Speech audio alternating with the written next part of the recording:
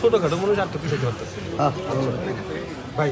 পরিবেশ কেমন আজকে তো মনে হয় বৈধতা পেলে সে বিষয়ে বলবেন, ভোটের অবস্থা কেমন আছে সেটা বলবেন, আর ভোটারদের প্রতি আপনার প্রত্যাশাটা কি? সর্বপ্রথমে আমি মহান রাব্বুল আলামিন পরম করুণাময় আল্লাহর দরবারে শুকরিয়া আদায় করছি আলহামদুলিল্লাহ যে আমার মনোনয়নটা পত্রটা বৈধ হয়েছে।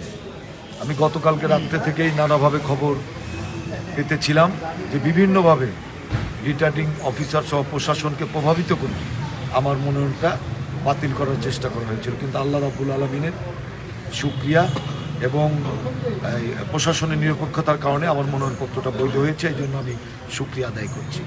আপনারা জানেন যে আমি টাঙ্গাইল জেলা বিএনপি সাধারণ সম্পাদক। আমি এখানে স্বতন্ত্র থেকে মনোনয়ন গ্রহণ করেছি। আমি মূলত সদরের জনগণের প্রার্থী।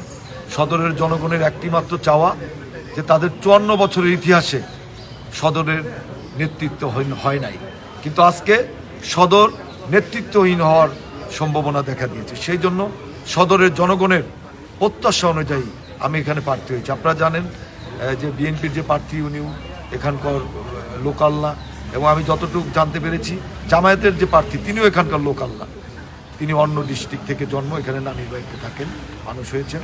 সেজন্য আমি মনে করি যে সদরের জনগণের যে প্রত্যাশা যে তাদের যে নেতৃত্ব শূন্য করার ষড়যন্ত্র, সেই সদরের জনগণের প্রত্যাশা অনুযায়ী আমি এখানে প্রার্থী হয়েছি। আমি মনে করি যে পরিবেশ ভালো আছে, এবং সামনে কীরকম পরিবেশ হবে আমি মনে করি একটা সুষ্ঠু নির্বাচন হবে। সামনে পরিবেশ দেখে আবার আপনাদের সাথে কথা বলবো।